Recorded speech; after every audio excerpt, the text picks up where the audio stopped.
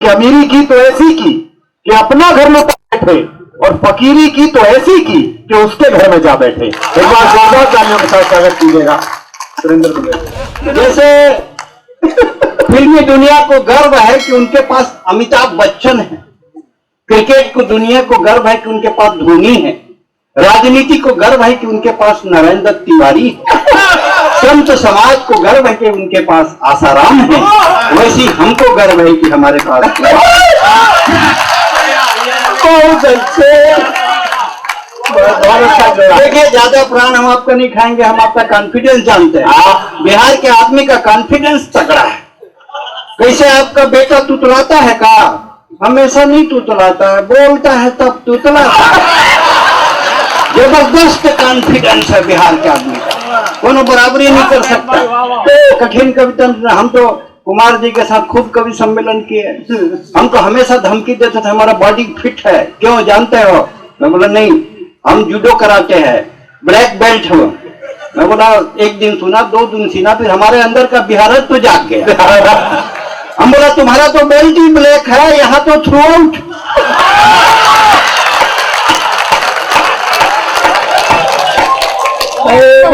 अरे जितने कवि आते हैं ना, ये सब हमारे काउंटर में रख के अपना माल बेचते हैं। दरअसल ये लोग हमारी सुंदरता से जलते हैं। मैं आपको कॉन्फिडेंशियल बात बता रहा हूं, माधुरी दीक्षित ने हमारे सामने शादी का प्रस्ताव रखा। बाई गॉड, हमने नहीं कह दिया, क्योंकि हमारा उस समय किसी और से चल रहा था। ये देखिए, तो हम कविता सुना रहे हैं, सुमन जी मोबाइल में चैटिंग कर रही है, और अब तेरा ध्यान किधर है, तेरा हीरो इधर है। बहुत अच्छे सुमन जी, मुझे पूरी सहानुभूति आपसे। देखिए, बहुत अच्छे। ये मंजीत हमारा बड़ा पुराना दोस्त है। हम बोले चलो बिहार कवि सम्मेलन में जागरण बहुत सारा कर रही है। बोले नहीं नहीं जाएंगे। मैं बोला देख बेटा, एक बार चल दे, नहीं तो बाद में काम और उनको कहां फेंक दे तेरे को ले जाके। बहुत बढ़िया भाई कुमार विश्वास संचालन कर रहे हैं कवि सम्मेलन का। लेकिन जो लोग कोयले की बात करते, देखिए आज हिंदुस्तान का पूरा राजनीति हमारे ऊपर टिका हुआ। दुकान है भैया, हम लोग लाठी का आपके चक्कर है। देखिए, 2 ही चीज के लिए पूरा देश का राजनीति चल रहा है, सब पार्टी झगड़ा कर रहा है, एक काला धन और एक कोयला। ये जो झारखंड, बिहार और छत्तीसगढ़ है, जिसके जमीन के अंदर हजारों लाखों टन शताब्दियों से कोयला सुलग रहा है, कोयले पर काला तवा रखकर जब सफेद रोटी बनती है तो उसको खाने के बाद कवियों के मुंह से कविता निकलती है। वर्षों पहले एक फिल्म देखी थी कोयला, वर्षों पहले एक फिल्म देखी थी कोयला, जिसमें जलता हुआ कोयला शाहरुख खान के मुंह में डाला गया और वो गूंगा हो गया। फिल्म फिर से दोहराई गई, बुझा हुआ कोयला देश के प्रधानमंत्री के मुंह में डाला गया, वो गूंगा हो गया। देखिए, ज्यादा कठिन कविता नहीं सुनाते हम, 2-2 लाइन का ही सुनाते हैं। अच्छा। मल्लिका शेरावत 5 मिनट के लिए बाबा रामदेव से मिली, बस ऐसी धार्मिक टाइप का सुनाते हैं। मल्लिका शेरावत 5 मिनट के लिए बाबा रामदेव से मिली, बाबा की एक आंख बंद हुई जो आज तक नहीं खुली।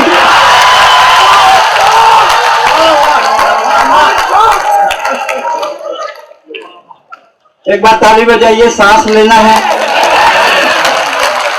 देखिए, सोनिया गांधी की 2 आंख, मनमोहन सिंह की 2 आंख, राहुल गांधी की 2 आंख, टोटल 6 आंख। इस पे भारी पड़ गई 3.5 आंख, 2 अन्ना की, 1.5 बाबा रामदेव की। हम मोदी जी कहते हैं ना खाऊंगा ना खाने दूंगा। अब हम तो गांव के आदमी, समझ में नहीं आता, जब ना ये खाएंगे और ना खाने देंगे तो इतना शौचालय क्यों बनवा रहे? सांस लेना है। लादेन मरा, हम बहुत टेंशन में आ गया, लादेन मरा कैसे? कुमार विश्वास जी को फोन किया, लादेन मरा कैसे? बोले बराक ओबामा के पास सैटेलाइट है, वो अमेरिका में बैठे बैठे देख सकता है।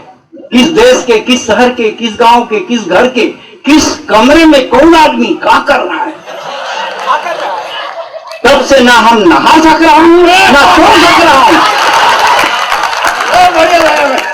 तब से ना हम नहा सक रहा हूं ना सो सक रहा हूं। यहाँ स्नान करे गरीब सुदामा और वहां हुस्न का दीदार करे ओबामा।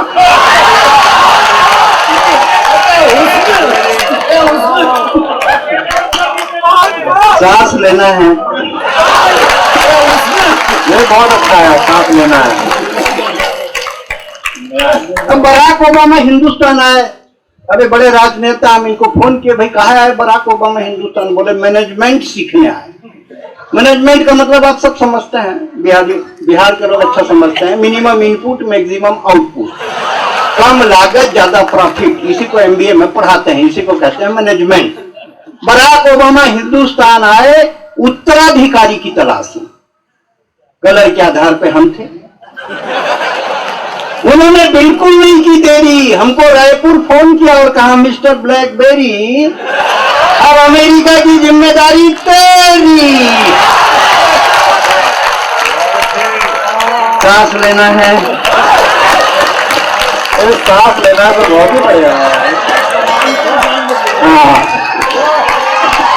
बहुत अच्छा। अंतिम भी बता देना कब लेना है। सांस लेना हो गया। बड़ा दरअसल मैनेजमेंट के सबसे बड़े गुरु हिंदुस्तान में रहते हैं, हाँ। और जिनका नाम है बजरंग बली। लंका में आग लगाए मट्टी तेल रावण का, माचिस रावण का, कपड़ा रावण का, लंका भी रावण की, जीरो इन्वेस्टमेंट मैक्सिमम प्रॉफिट।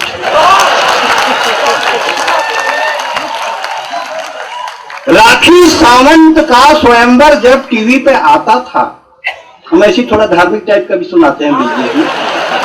हमको मालूम है ना, गया के आदमी चाहे कितना मोक्ष का बात करें, बाहर से कितना भी अटल बिहारी हो, और सब अंदर से नारायण दत्त तिवारी ही हैं।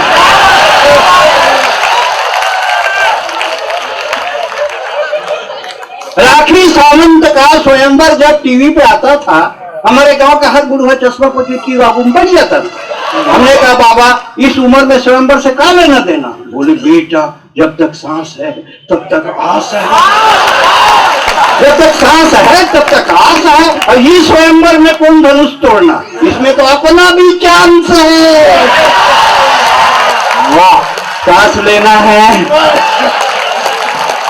बढ़िया सांस ले रहा है। तुम भी अन्ना मैं भी अन्ना, नेता मिलके चूसो गन्ना। तुम भी अन्ना मैं भी अन्ना, नेता मिलके चूसो गन्ना। बाबा रामदेव को मशीन में फंसा है, बोले अन्ना को भी फंसाओ। अब 13 दिन का सूखा अन्ना, कहां से रस निकलता? केंद्र सरकार ने दिखाया दम, तो नींबू फंसाया। एक कपिल सिब्बल, एक Chidambaram. Chidambaram means always wear lungi, lungi is party wear. Air condition, नीचे से हवा जा रही है, चेहरा खिला है, हमको लगता है ससुरा इसको भी मोटा माल मिला है। सांस लेना है। देखिए, कविता के लिए कोनो कठिन शब्द का जरूरत नहीं पड़ता है। कविता सर, हाँ देखिए, ये प्रेम इश्क मोहब्बत की कविता पढ़ती हैं सुमन जी, हम तो हमेशा कहते हैं कि प्यार के चक्कर में मत पड़िए। प्यार में बड़े बड़े का भाग फूट गया। अरे अनुष्का के चक्कर में विराट के हाथ से वन कप छूट गया। अच्छा, लंबी सांस लेना है, लंबी सांस, लंबी सांस।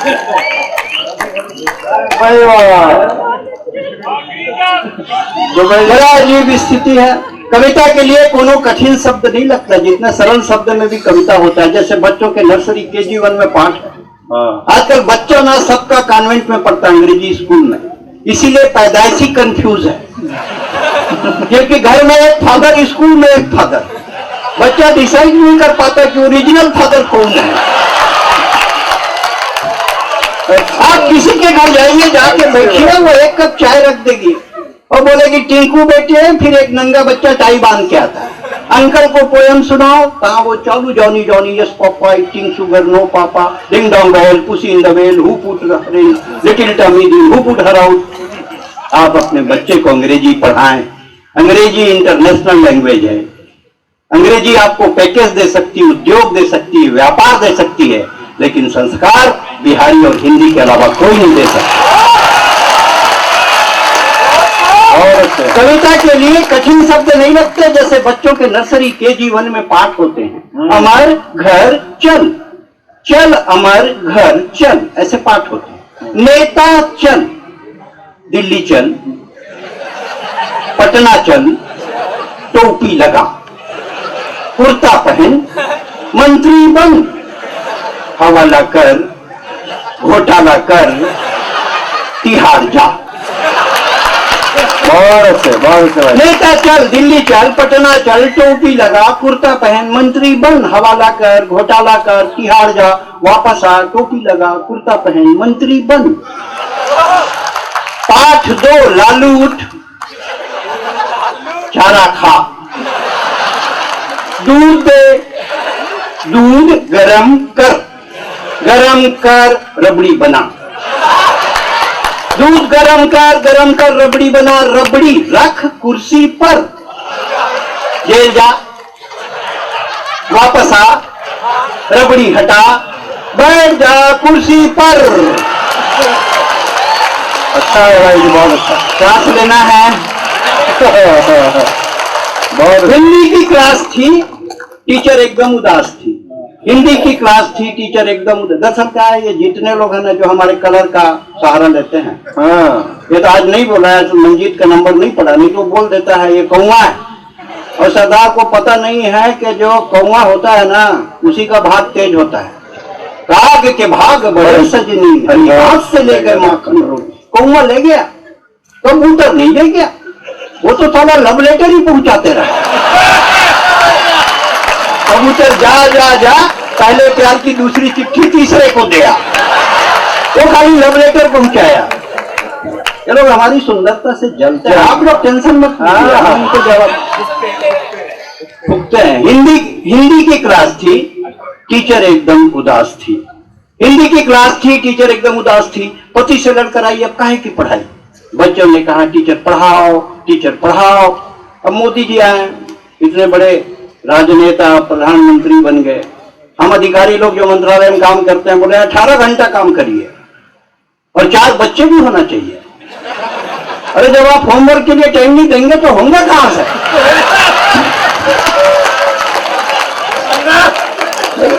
पॉलिसी बनाओ तो थोड़ा समय देख के एडजस्ट करके बनाइए। हिंदी की क्लास थी, बच्चे भाई साहब बहुत सांस लेना है। हिंदी की क्लास थी, टीचर एकदम उदास थी। पति से लड़कर आई, अब काहे की पढ़ाई? बच्चों ने कहा टीचर पढ़ाओ, टीचर पढ़ाओ। टीचर ने कहा दिमाग मत खाओ, कल गाय पे निबंध लिखवाओ ना, जाओ पति पर निबंध लिख कर लाओ। बच्चों ने लिखा पति एक दयनीय पालतू प्राणी है। पति एक दयनीय पालतू प्राणी है जिसे हम मनुष्य भी कह सकते हैं। शादी के पहले पति सामान्यतः मनुष्य ही होता है। पति की 2 आंखें होती हैं जिनसे वो अल्टरनेट देखता है। पति के प्रकार, गया जी में पति के 2 प्रकार होते हैं, एक जोरू का गुलाम, दूसरा जोरू का बादशाह। जोरू का गुलाम ये सस्ती, सुंदर और टिकाऊ नस्ल है, ये बहुतायत मात्रा में पाई जाती है। जोरू का बादशाह ये प्रजाति धीरे धीरे लुप्त हो रही है।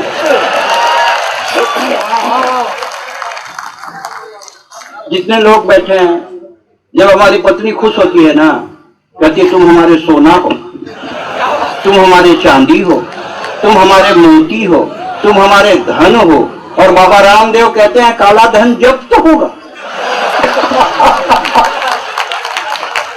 और बड़े बड़े कवि बोलते हैं कि काला धन जब्त भी होगा, सार्वजनिक भी होगा।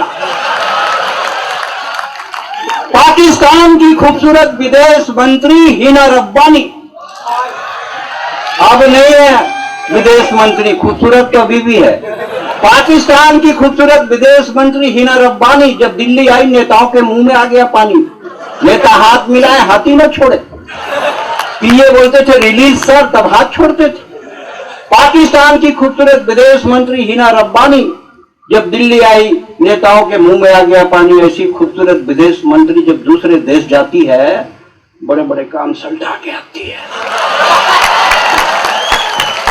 और हमारे देश के नेता ऐसे बुढ़वे खुड़वे विदेश मंत्री खांसते खखारते जाते हैं, रोते गाते आते हैं। सांस लेना है। जितने लोग बैठे हैं, हमारा दावा है दिन में 25 बार एक डायलॉग बोलते हैं। और डायलॉग है टाइम नहीं है। हर कोई बोलता है, पूरा देश कहता है टाइम नहीं है, टाइम नहीं है, टाइम नहीं है। और हमारी आबादी 121 करोड़ होगी। टाइम नहीं है तो इतनी, तो टाइम मिल जाए तो कितनी। टाइम नहीं। आप कभी रायपुर आइए, खूब डेवलपमेंट हुआ। भाई कुमार बहुत गए हैं रायपुर छत्तीसगढ़ में प्रारंभिक दौर से अब तक। जब उनका राज्याभिषेक नहीं हुआ था तब बटुक होकर भी, और आज राजकुमार बनने के बाद तक की यात्रा उन्होंने छत्तीसगढ़ में की है। आज फिर से उनके बीच सानिध्य में कविता पढ़ने को मैं प्रस्तुत हूं। इतना डेवलपमेंट हुआ, इतना डेवलपमेंट हुआ, का विकास है। अरे क्या सड़क, मल्टीप्लेक्स, समृद्धि बाजार, मरघट शमशान घाट तो इतना बढ़िया बनवाया है, देखो तो मरने का मन करता है। पूरे चबूतरा में ग्रेनाइट।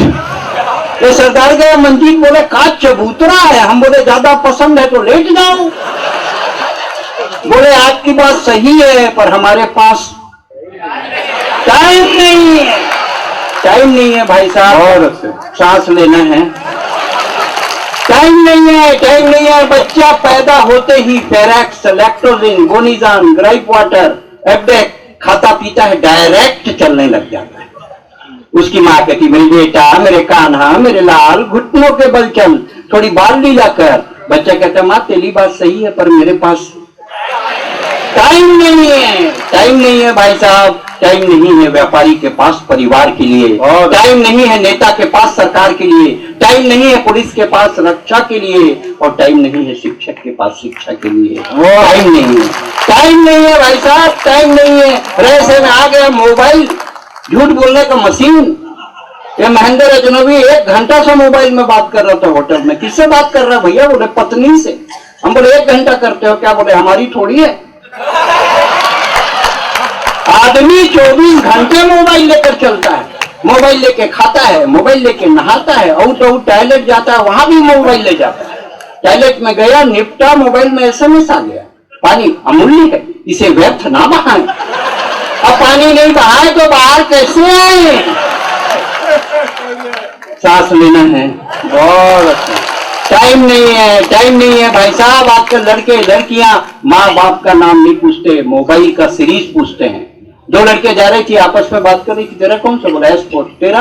बोले मेरा भी एस्पोर्ट। पीछे से मैं इनके ऊपर गिर गया। बोले है 3210 नोकिया। बोले 3210 नोकिया। हमने कहा हाँ 3210 नोकिया हूँ, हमारा खपत बहुत कम है। और एक बार बैटरी को चार्ज करके देखे, बैटरी में बहुत दम है। टाइम नहीं है, टाइम नहीं है, टाइम नहीं है भाई साहब। आप जिंदगी भर बोलिए टाइम नहीं है, लेकिन अगर कोई बेबस औरत सड़क पर इज्जत बचाने के लिए गुहार लगाए, कोई अंधा सड़क पार करने के लिए लाठी थमाए, कोई विदेशी सरहद पार करके हिंदुस्तान में घुस जाए और जागरण आपको अपने अगले कवि सम्मेलन में बुलाए, कभी मत कहिएगा टाइम नहीं है, टाइम नहीं है। 8 पंक्तियां आपके बीच रखता हूं। भाई कुमार विश्वास की सुनी है न सुनी हो। आज कवियों के बीच एक समस्या आके खड़ी हो गई कि हम लिखें किस पर। हम व्यवस्था पे लिखते हैं, वो सुधरते नहीं। उसी युद्ध को लेकर भाई कुमार ने भी ये नया सेहरा बांधा है कि जो ये करना है, चाहे कोई भी पार्टी हो, ये राजनेता सुधरते नहीं, व्यवस्था सुधरती नहीं, सरकारें सुधरती नहीं, पुलिस सुधरती नहीं। आखिर में कवि किस पर कविता लिखे? आप बताएं, आप डिसाइड करें। ये जो गया है, ये यहाँ जहाँ जिंदगी का अंतिम निर्णय होता है, वहाँ कविता का भी निर्णय होना चाहिए। इस चिंतन को 8-10 पंक्तियों में आपके बीच रखा कि क्या होना चाहिए कि जहाँ तेरा वजूद किस्तों में बिकता है, अरे बावला है रे जो कविता लिखता है। वाह वाह, क्या बात है भाई। अब नहीं बोलूंगा, सांस रुक रही है, क्योंकि नहीं रुकेगी अब सांस। आप जहां मन करे वहां आप ताली बजा सकते हैं, जहां तेरा वजूद किस्तों में बिकता है। अरे बावला है रे जो कविता लिखता है, गरीबी के लिए बिक, महंगाई के लिए बिक, बेकारी के लिए बिक, अगर बच जाए जिंदा तो कविता लिख। वाह, अगर बच जाए जिंदा तो कविता लिख। मेरे खोखले शरीर में बहुत दम है, इस देश में कविता लिखना के आत्महत्या से कम है। तो कलम सलामत है मेरी, तो किस्तों में क्यों बिकूं? आप बोलिए, आप बोलिए, आप बोलिए भाई साहब, मैं किस पर कविता लिखूं? आप बोलिए भाई साहब, मैं किस पर कविता लिखूं? थाने से निकलती औरत के फटे आंचल पर, या अस्मत लुटाकर मिले मुट्ठी भर चावल पर? वाह, थाने से निकलती औरत के फटे आंचल पर, या अस्मत लुटाकर मिले मुट्ठी भर चावल पर? नेताओं के कुर्सियाना हवस पर, या भूखे बच्चों के बाल दिवस पर? अरे फुटपाथ में हूं तो संसद में कैसे दिखूं? आप बोलिए भाई साहब, मैं किस पर कविता लिखूं? आप बोलिए भाई साहब, मैं किस पर कविता लिखूं? लड़कियों के छेड़छाड़ पर, नदी नाले या पहाड़ पर, मजहबी दंगों पर, या अयोध्या के पंडों पर? अरे पूरी धरती राम की है, तो किस टुकड़े पे मैं राम का नाम लिखूं? आप बोलिए भाई साहब, मैं किस पर कविता लिखूं? आप बोलिए भाई साहब, मैं किस पर कविता लिखूं? थाने के कुत्तों पर, या दिल्ली के कुकुर मुत्तों पर? थाने के कुत्तों पर या दिल्ली के कुकुर मुत्तों पर? रास्ता काटती बिल्ली पर, या गिरवी रखी दिल्ली पर? ऐसे घटिया नेताओं पर कलम घिसूं? आप बोलिए भाई साहब, मैं किस पर कविता लिखूं? आप बोलिए भाई साहब, मैं किस पर कविता लिखूं? योजनाओं की रंडियों पर, बदलते हुए झंडे और झंडियों पर, दीपक लगे संविधान पर, या जलते हुए हिंदुस्तान पर? अरे जिंदा हूं तो गया मैं मुर्दा कैसे दिखूं? आप बोलिए भाई साहब, मैं किस पर कविता